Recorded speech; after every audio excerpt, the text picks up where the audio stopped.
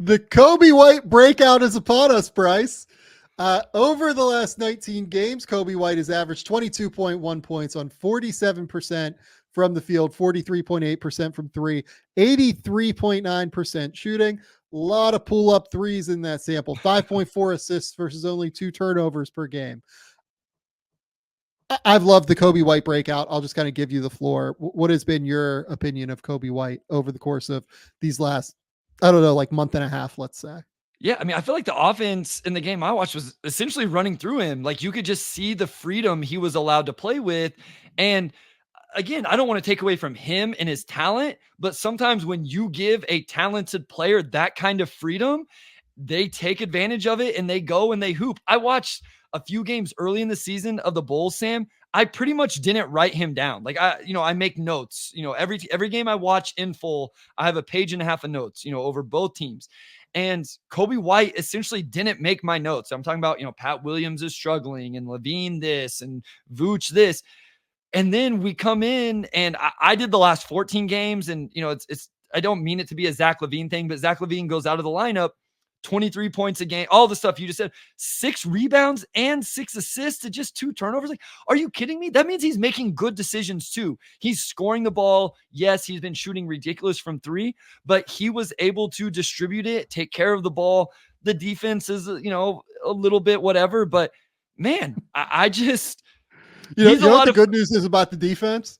He plays next to Alex Caruso, yeah, baby. yeah. So it doesn't. I don't care. Like, shout out Coby White, man. Good for him for taking advantage of this opportunity and just straight hooping. Like, I love to see it. Okay, Coby White is another prime example of something that you and I have talked a lot about this year.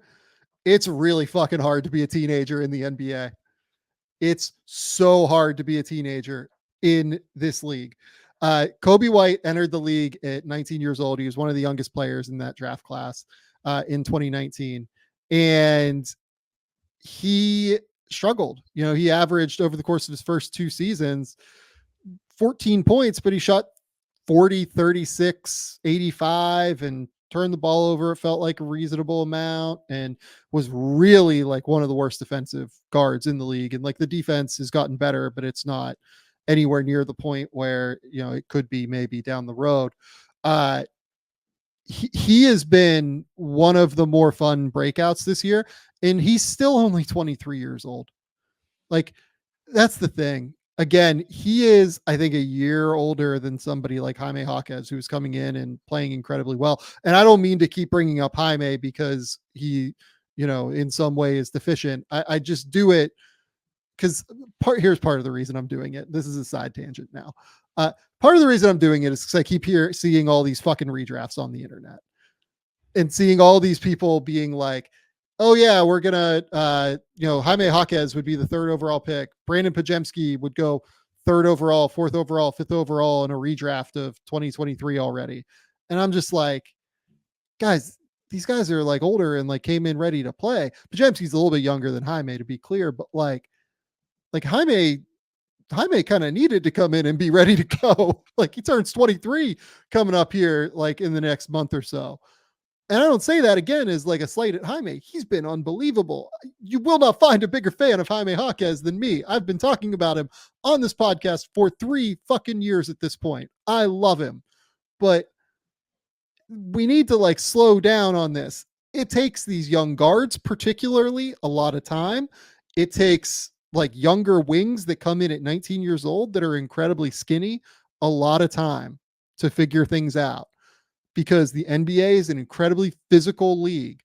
You draft guys based off of tools on what they're going to be, not what they are from the moment that they enter the NBA. And it's a credit to Jaime Jaquez and Brandon Pajemski that they've been able to enter the NBA and been this good from day one.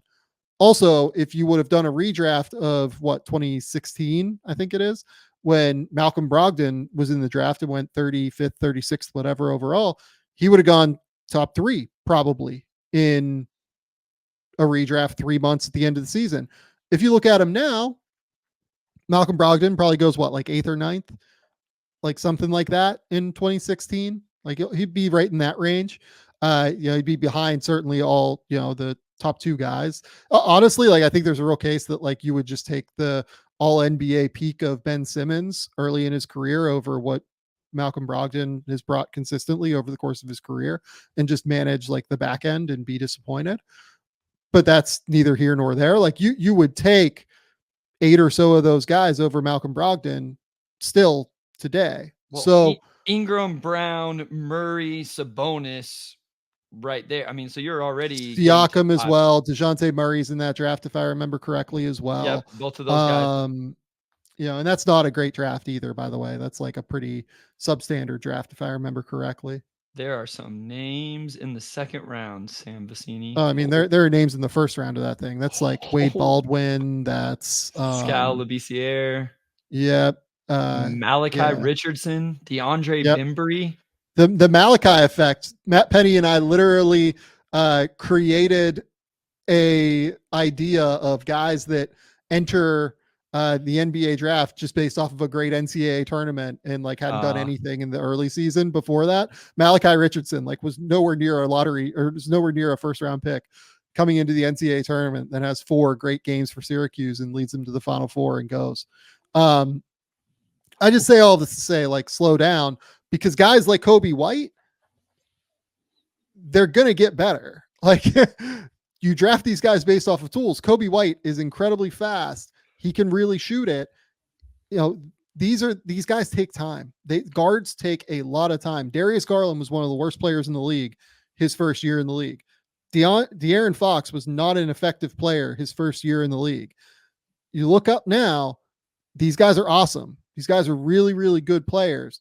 If you look like over the course of, I think it's like the last decade, there's really only been one and done guy that has come in and been like a good player from the jump in the league as a guard in the NBA, and it's Trae Young. Like that, he's really the only one. Ja Morant was 2 years in college. Luka Doncic, if you want to call him a guard, but like I think that Luka is like 6'8". It's like a totally different ball game for him. These guys that are like 6'5" and under, there is not a track record of many of them being good. So just slow down on some of these guys. And also, in the case of Coby White, the Bulls have to be ecstatic they gave him time, because here we are, year 5, Coby White averaging 22 points on 47, 44, 84 without Zach LaVine now. And they have like a guy in their backcourt that they should feel quite confident about moving forward. And he's on a ridiculously good contract for the next couple of years as well. And yeah, I mean, I'm glad we've got to see this, because I think whenever we were talking about the Bulls blowing it up, quote unquote, I'm like, yeah, you probably just go ahead and move on from Coby White. You know, you talk about guys you would keep and guys you wouldn't. I mean, him and Patrick Williams have gone from, whatever kind of happens to, I don't think I want to move either one of those guys. Like Patrick Williams, not to shift the focus from Coby White, but over that same stretch of the last 14 games, and it goes a little beyond that, but I still use the LaVine not playing as the benchmark. 14 points, 4 rebounds, almost 2 assists on 50, 47, 71. Like he has found his footing this season and looks like a quality player. I'm not saying maybe he's going to be what everybody thought he was going to be, but he's been good. And so I think this has really changed where the Bulls go with some of these guys, where maybe you just go ahead and hold on to them, and these start your young core along with what you get whenever you trade away LaVine, I think you have to still move DeRozan just because he's expiring, Caruso, those things. But it's exciting to have Coby White and Patrick Williams on the roster moving forward now.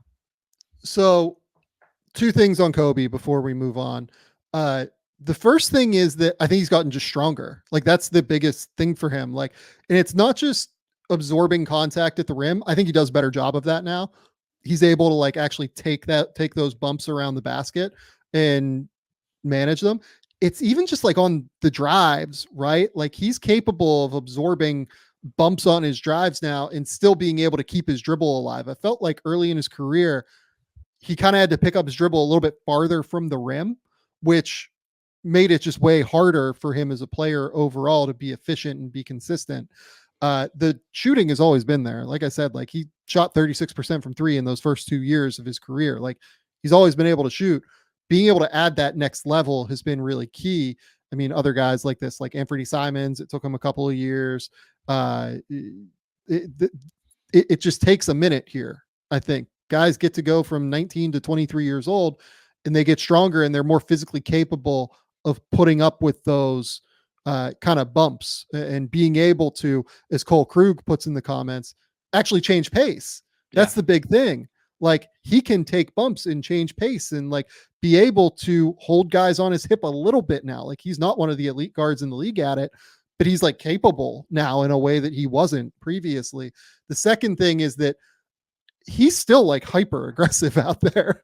Like he maintains that I'm going to go get it. Like I'm going to go try and be the guy. I'm going to go and try and get a bucket.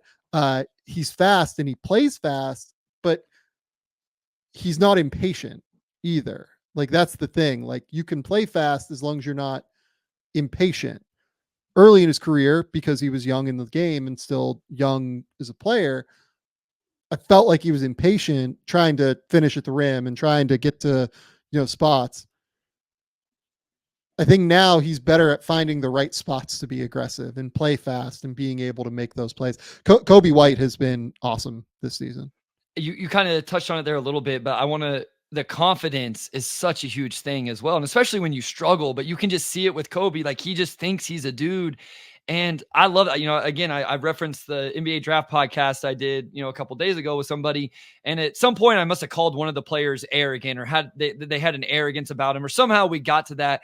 And I mean it as a compliment. I would much rather a player going into the Professional Basketball Association, the NBA, be confident, borderline cocky, arrogant, whatever you want to say. I'd rather have that than somebody who has self-doubt or isn't sure. I'm not saying you can't build on those things, but man, you got to have confidence to play in that league. As you increase levels, that stuff gets tougher and tougher because it's easy to question, do I belong here? Am I as good as these people? Those type of things. And it's just great to see a young man like Coby White go through some rough times, but build himself. And then, like you say, you just see the confidence he has that I can fill this role. I am that dude. I'm good enough to do this. I also want to give him just a little break on his defense. I think he was playing hard on that end of the floor early in the year. There's probably a little bit of when you take this offensive usage that he has now, that's going to take a lot of energy to what you have to expend on the other end as well. So I want to give him a little bit of a break in terms of that. The other point about the Bulls I want to call out, Patrick Williams, as you mentioned, has been much better offensively over his last 16, 14.4 points, 53, 49, 72 shooting. Still doesn't hit the glass as much as you want to, but he's a really good defensive player. Yeah. Like he is really good. He is constantly all over the place and help. He's capable because of how strong he is of taking on tougher matchups. Since Zach LaVine has been out, they've been a top 9 defense in the NBA. And that's largely due to Alex Caruso. Let's be clear about that. But I think that Pat Williams plays the second role in that, being that cleanup guy as well. I think Pat Williams has been really, really good. The Bulls are fun. Like I've really enjoyed them. Like if I was them, I'd be trying to move LaVine before he gets back. Yep. Agreed. And I don't think this changes anything for the Bulls. Like I think it just makes them more exciting and more happy, and they should just be pumped about what they have now. But like I don't think it changes anything. Like if I was them, I might not move Caruso now because he is like a great fit next to Coby White. Like that is like a real factor for me. But like LaVine, DeRozan, like I feel comfortable moving those guys. And DeRozan's like a great leader. Like he's super happy to like be there. Like he's just an awesome dude. So maybe you try and retain DeRozan for another year, but I think DeMar is probably going to want like a last longer term extension. And I don't know that I would feel great about giving him like 3 or 4 years if I was this team. Yeah, it seems like it was almost be the quote unquote right thing to do, right? To move DeMar onto a team where he can really compete. And that's up to DeMar. Like I'm not here to speak for DeMar DeRozan, obviously, but it would seem that he would want to do that. And if I'm the Bulls, I would oblige and allow him to do that if that's what he wanted.